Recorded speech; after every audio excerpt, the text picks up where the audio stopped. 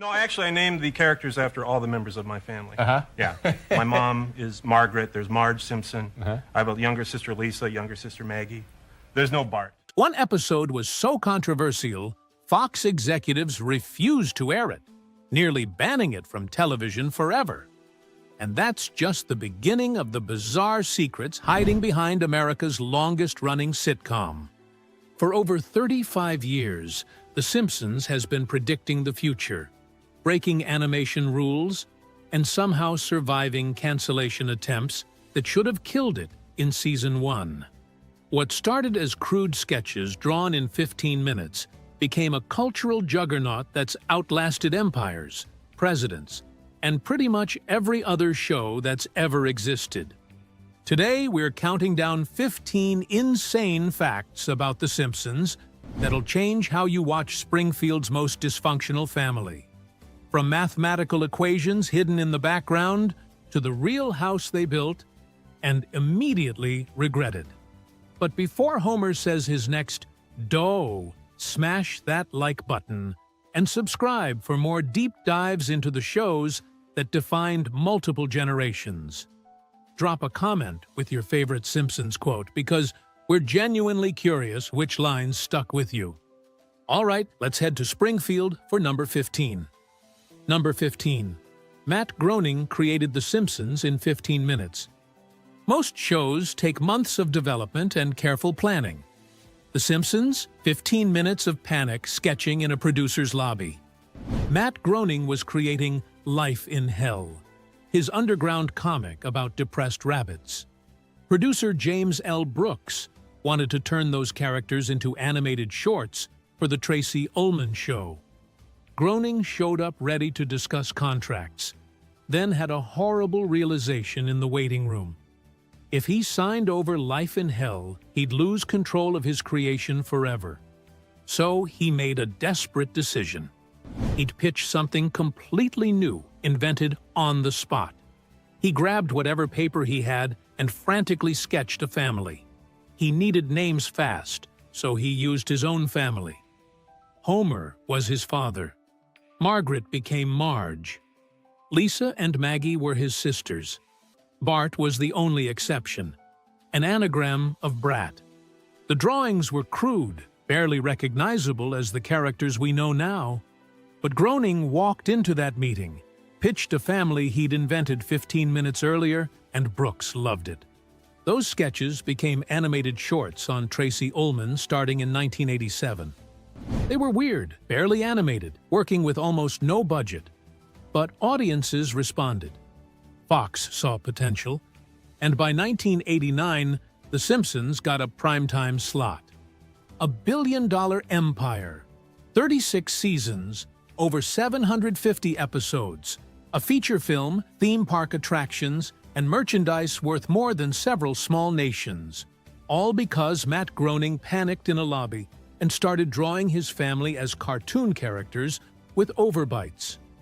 Number 14. The voice actor's record, separately and never together.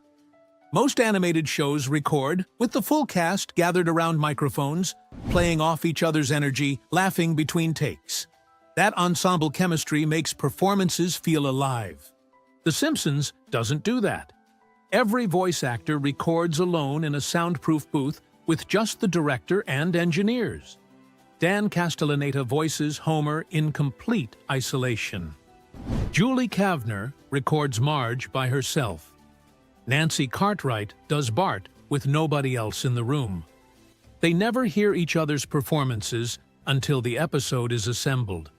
This isn't artistic choice, it's purely logistical. The Simpsons has run for decades with a massive voice cast who have conflicting schedules and outside projects. Recording separately means they can book actors whenever available, swap performances if needed, and maintain production speed. But there's a cost. Chemistry suffers. Timing gets harder. When Homer and Marge have an emotional scene, Dan and Julie aren't feeding off each other's energy. They're performing to silence, imagining what the other character might sound like, hoping editors make it work. Occasionally, they'll bring two actors in when a scene absolutely demands interaction, but it's rare. Most of the time, Castellaneta voices Homer, Grandpa, Krusty, Barney, and a dozen others completely solo, doing conversations with himself. The show does hold table reads where the full cast gathers to read scripts, interact, and pitch jokes. But when it's time to actually record, they're back in isolation. The fact that The Simpsons still feels like characters actually talking to each other, despite nobody being in the same room, is a testament to world-class voice acting and editing. Most viewers have no idea Homer and Bart have never actually had a real conversation. Number 13. Bart was supposed to be the main character. In the early 1990s, Bart Simpson was everywhere. T-shirts saying "underachiever" and "proud of it" got banned from schools. "Don't have a cow, man" was printed on everything. Bart was the face of the show, Fox's rebel mascot. That made sense, because Bart was supposed to be the main character. The original concept centered on a troublemaking kid navigating school and suburban America. Homer was just the dad, a background character grounding Bart's stories. Season 1 reflected this. Episodes focused on Bart's schemes, conflicts with Principal Skinner, and his relationship with Lisa. Homer was supporting cast, basically a generic sitcom dad who occasionally got mad. But something shifted around Season 2, and definitely by Season 3. The writers discovered Homer was way more interesting. An adult man-child with the emotional intelligence of a golden retriever, but the responsibilities of a functioning adult created endless possibilities. Homer could have midlife crises, workplace disasters, marriage problems, existential breakdowns. Bart could basically just get in trouble at school. The show organically recentered itself. Homer became the emotional core driving most episodes. Bart stayed important, but slid into supporting. By the golden era of seasons 3 through 8, Homer was undeniably the main character. This shift saved The Simpsons from becoming dated. A show about a rebellious kid would have aged terribly. What's rebellious changes every decade, but Homer's stupidity is timeless. A middle-aged man failing upward never goes out of style. By the mid-90s, Homer was the face of the franchise. Bart's still there, still important, but everyone knows whose show this really is. Number 12. The show predicted the future dozens of times. Let's address the elephant in the room. Yes, The Simpsons predicted Trump's presidency in 2000. Yes, they showed smartwatches in 1995. Yes, they depicted Disney buying Fox years early. And yes, the internet loses its mind every time another prediction comes true. But here's the thing. The Simpsons isn't psychic. It's been on air for over 35 years, with more than 750 episodes. When you throw that many jokes at the wall for that long, some accidentally become reality. The Trump presidency prediction came from a 2000 episode where Lisa mentions inheriting a budget crisis from President Trump. In 2000, Trump had flirted with running multiple times and was already a tabloid fixture with political ambitions. The writers weren't seeing the future. They were joking about an egomaniacal celebrity wanting power. It just happened to actually happen 16 years later. The smartwatch prediction appeared in 1995, but Dick Tracy had watch communicators in the 1940s. The idea wasn't new. The Simpsons just showed it close enough to actual development that it looks prophetic. Disney buying Fox was mentioned in 1998 on a sign reading 20th Century Fox, a division of Walt Disney Company. At the time, it was absurd. But Disney acquired Fox's entertainment assets in 2019, making the joke retroactively creepy. Here's what makes these predictions possible. The Simpsons writers' room is famously overeducated. Multiple staff members have PhDs from Harvard, Princeton, and elite schools. They're mathematicians, scientists, people who think deeply about society. Their future jokes are educated guesses based on current trends. Also, the law of large numbers applies. With 750-plus episodes, they've made thousands of predictions. Most are wrong and forgotten. The handful that come true get amplified until the show seems like a prophetic oracle. Number 11. Conan O'Brien wrote some of the best episodes ever. Before Conan O'Brien became a late-night legend, he was grinding in the Simpsons writers' room during seasons 3 and 4, widely considered the show's absolute peak. Conan wrote several episodes that regularly top best of all time lists. Marge versus the Monorail is perhaps the most beloved.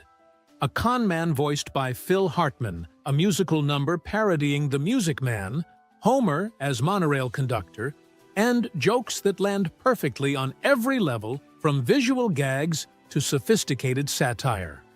He also wrote Homer Goes to College, where Homer attends university to keep his nuclear plant job. It's packed with nerds, pranks, and Homer's complete inability to understand academic life. The episode works as both college movie parody and character study. Conan's Harvard Lampoon background taught him structure, callbacks, and layered jokes that reveal new details on rewatch. His episodes aged incredibly well because they're character-driven with timeless humor, not topical references. The writer's room was legendary. Along with Conan, you had Greg Daniels, who later created The Office and Parks and Recreation, Bill Oakley and Josh Weinstein, who became showrunners. An assembly of people who'd defined television comedy for decades. Conan left in 1993 for Saturday Night Live, then got the late-night gig. But his Simpsons episodes remain some of his finest work. Tighter and weirder than most late-night material because animation gave him unlimited freedom. Number 10. There's a real Simpsons house and nobody wanted it. In 1997, Fox and Pepsi ran a contest with a prize so ambitious it sounds fake. They built an actual replica of the Simpsons house in Henderson, Nevada, complete with every detail. The Aztec theater room, orange couch, Bart's treehouse, even pink donut-patterned walls. The winner would get keys to a $120,000 custom home that looked exactly like 742 Evergreen Terrace. The construction was insane. Designers had to translate cartoon logic into livable architecture, which is harder than it sounds. The show's house has rooms that shouldn't geometrically fit together and dimensions that make no sense, but they committed. They built Marge's kitchen with magenta walls and bizarre layout. They recreated Homer and Marge's bedroom down to the sailboat painting. The contest winner was announced with huge fanfare. A woman from Kentucky won and flew to Nevada to see her prize. Fox expected tears of joy, excitement, media coverage of a superfan getting their dream home. Instead, she took the cash option.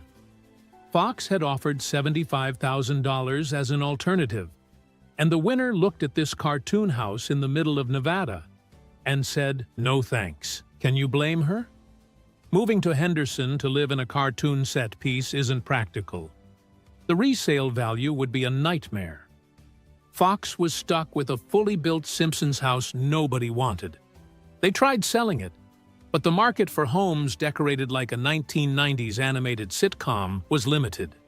Who wants clouds painted on bedroom walls?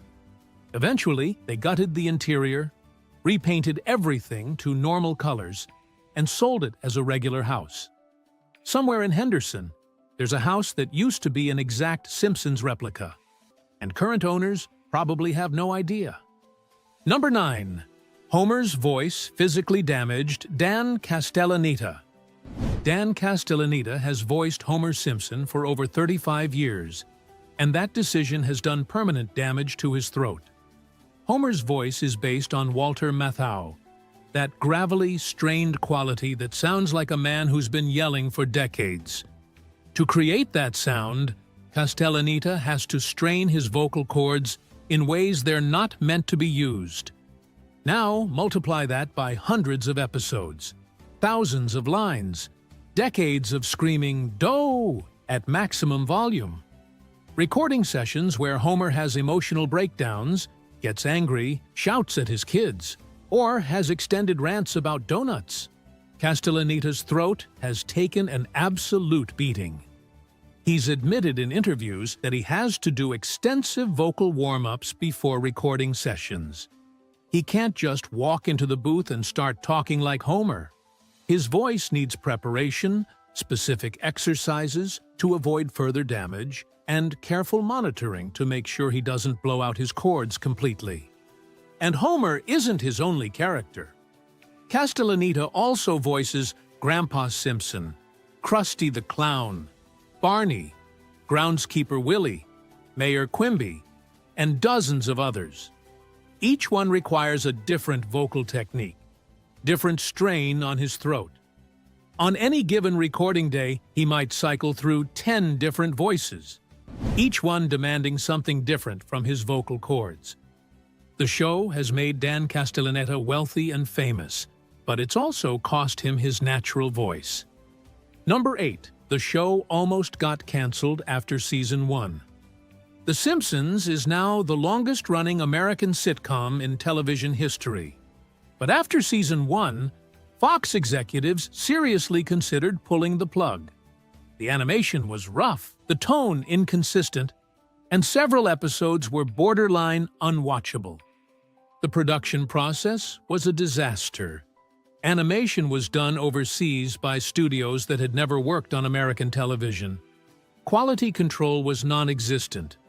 Scenes came back with characters off-model, timing that didn't match voice tracks, and backgrounds that looked like they were drawn by people who'd never seen American suburbs.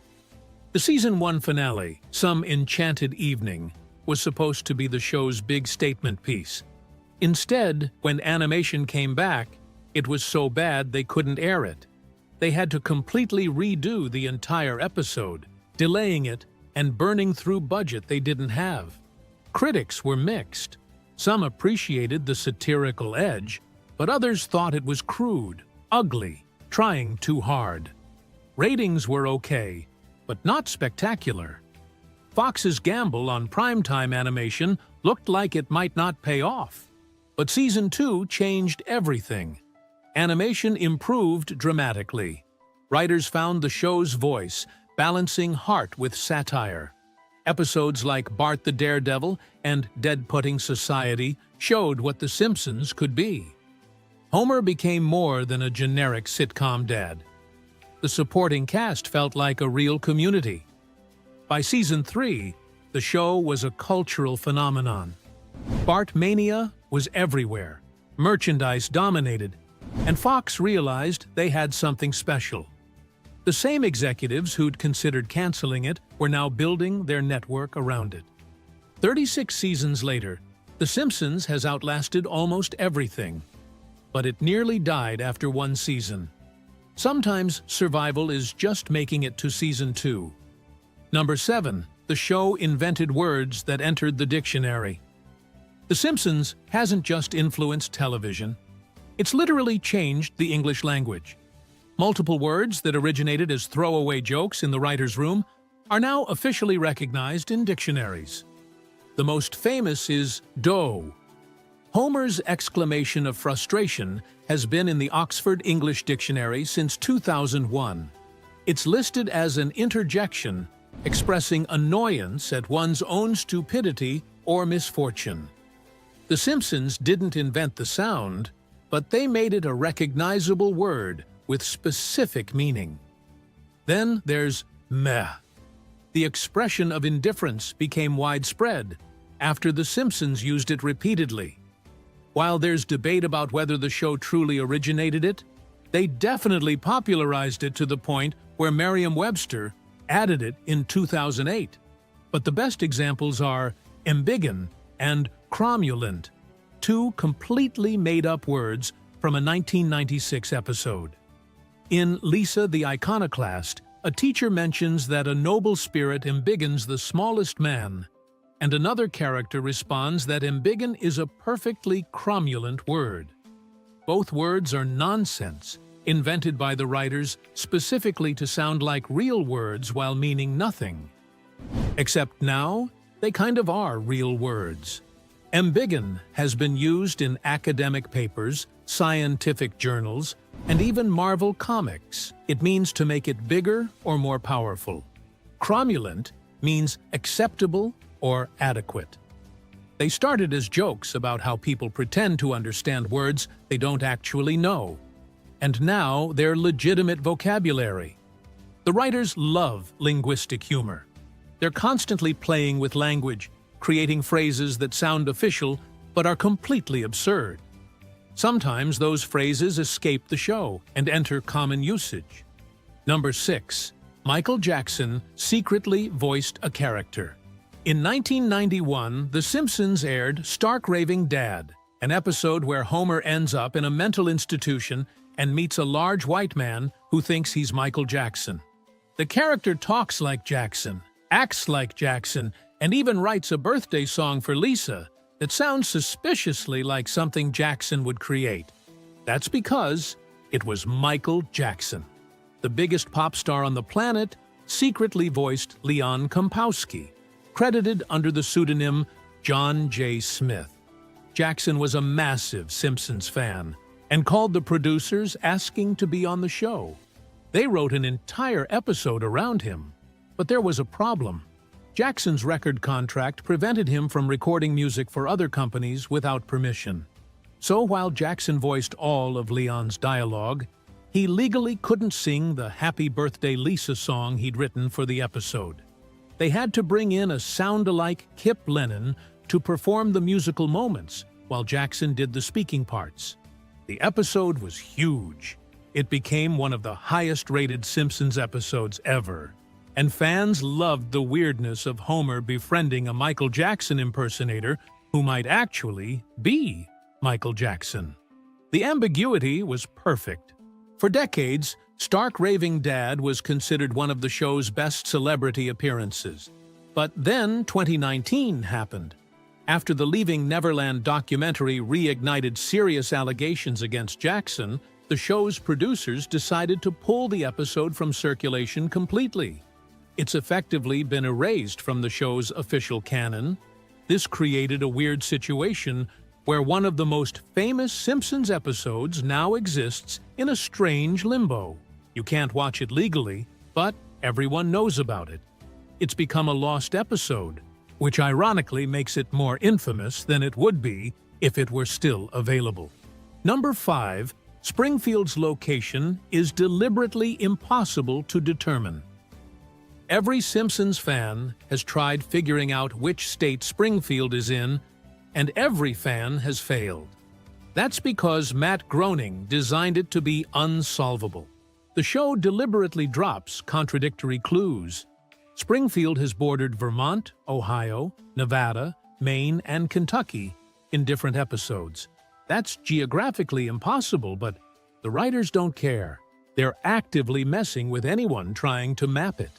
When The Simpsons movie came out in 2007, a scene showed Springfield's location on a map with 4 states touching its borders. But the moment the camera gets close enough to read which states, someone's thumb conveniently blocks the names. The writers knew exactly what they were doing. In 2012, Groening finally revealed Springfield was in Oregon, his home state.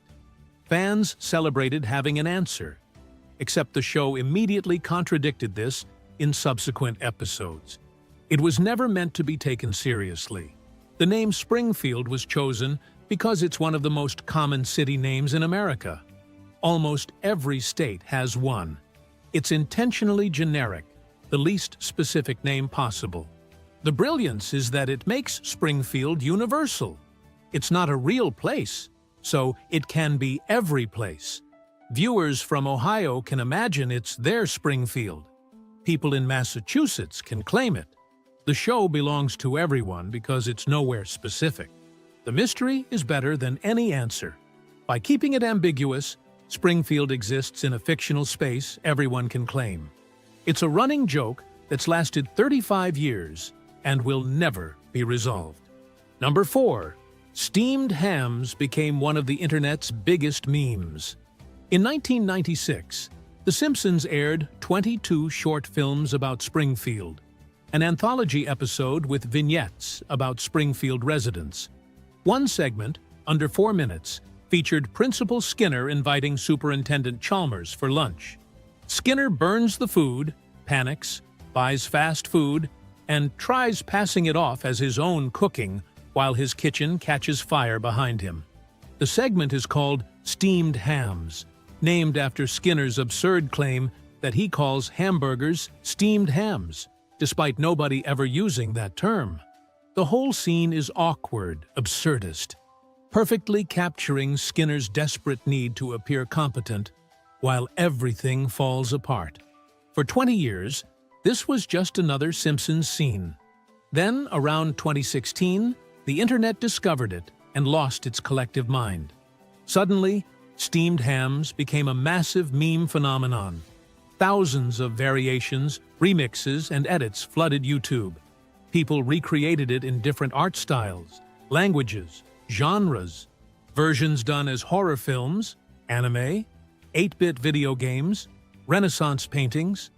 Someone made a version that's just the word steamed, repeated for 4 minutes. The dialogue became endlessly quotable. The Aurora Borealis exchange became a phrase for describing increasingly absurd situations. The writers had no idea this would happen. It was just a weird sketch about Skinner being incompetent. But something about the awkward pacing, ridiculous excuses, and Chalmers' deadpan reactions worked perfectly in meme format. Now, Steamed Hams is arguably more famous than entire seasons. The internet recognized its brilliance 2 decades late. Number 3. The writers hide real math and science in episodes. The Simpsons is packed with legitimate mathematical equations, scientific theories, and academic jokes that only a tiny fraction of the audience would ever understand. And the writers put them there anyway. This happens because The Simpsons writers' room is genuinely one of the most overeducated in television history. David X. Cohen has a Ph.D. in computer science. Ken Keeler has a Ph.D. in applied mathematics. Jeff Westbrook earned his Ph.D. in computer science from Princeton. These aren't just comedy writers who happen to be smart. They're legitimate academics who chose comedy careers. In The Wizard of Evergreen Terrace, Homer writes an equation on a chalkboard that almost disproves Fermat's last theorem, one of mathematics' most famous unsolved problems for over 350 years. The equation would actually work as a counterexample, except the numbers are so massive that calculators round them off, making it appear correct when it's actually false by a minuscule amount. This joke exists for maybe 5 seconds of screen time. Most viewers don't even notice there's an equation. The tiny percentage who do probably don't understand higher mathematics enough to realize what they're looking at.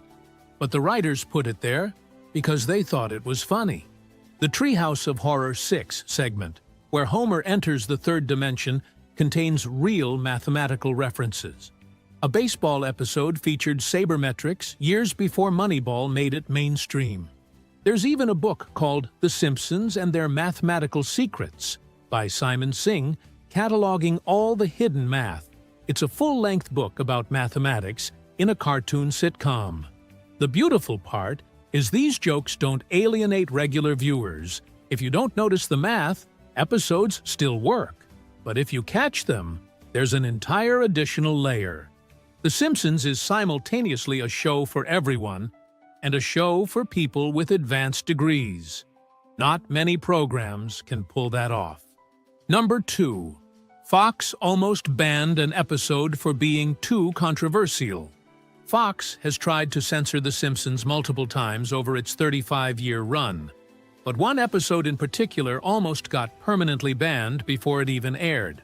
Homer's Phobia, from 1997, featured John Waters voicing John, a flamboyant antique dealer who becomes Homer's friend until Homer discovers he's gay and panics about his influence on Bart. The episode is about Homer's homophobia and eventual realization that his prejudice is stupid. Fox executives in 1997 thought this was too controversial. They initially refused to air it. The subject matter made them nervous. The jokes pushed boundaries, and they worried about backlash. An entire episode about homosexuality felt too risky. The show's producers fought back hard. They argued the episode promoted tolerance and that Homer was clearly the butt of the joke, not gay people. Eventually, Fox caved and aired it. The episode won an Emmy for Outstanding Animated Program and is now considered one of the series' best. The City of New York versus Homer Simpson from 1997 featured extensive World Trade Center shots. After September 11, 2001, the episode was pulled from syndication and didn't return for years. Some versions had WTC scenes edited out. We already covered Stark Raving Dad getting erased completely after Michael Jackson allegations resurfaced. But the episodes Fox almost banned that really tested boundaries? Multiple episodes where The Simpsons mocked Fox itself. The network hated being satirized on their own channel. Episodes mocking Fox executives, Fox News, and Rupert Murdoch personally made executives furious. Number 1. The opening sequence changes constantly for a brilliant reason. Everyone knows The Simpsons opening. Homer screams at work, Marge drives past, Lisa plays saxophone, Bart skateboards from detention, and the family rushes to the couch. It's one of the most recognizable sequences in television history. What most people don't realize is that it changes constantly. The chalkboard gag where Bart writes lines has been different in nearly every episode. Over 700 unique variations exist. The couch gag has over 600 different versions, ranging from 3 seconds to nearly 3 minutes. Some couch gags are simple. The family sits. Something mildly weird happens. The episode starts. Others are elaborate productions. Banksy directed one showing a grim animation sweatshop. Guillermo del Toro created a nightmarish horror version. Don Hertzfeldt made a dystopian future version that's genuinely unsettling. But here's the genius part most viewers never consider. The opening sequence is a timing tool. Simpsons episodes need to fit exact runtime slots with commercials. Sometimes an episode runs short, sometimes long. Instead of cutting jokes or adding filler scenes, they just adjust the opening. Episode runs long, use a 3-second couch gag where they sit, and that's it. Episode runs short, use a 2-minute elaborate couch gag with guest animators and extended sequences. It's a flexible buffer allowing precise runtime control while appearing to be creative variation. The opening has become an art form. Some couch gags are better than entire episodes. The show uses this 90-second window to experiment with animation styles, bring in guest directors, and create standalone comedy. And there you have it. 15 bizarre facts about The Simpsons that prove this show is even stranger behind the scenes than it is on screen. So which fact shocked you the most? Did you know about the Michael Jackson episode getting banned? Drop your thoughts in the comments and tell us your favorite Simpsons episode while you're at it. Hit that like button if this brought back memories of watching Sunday night Fox lineups, and subscribe for more deep dives into the shows that raised multiple generations.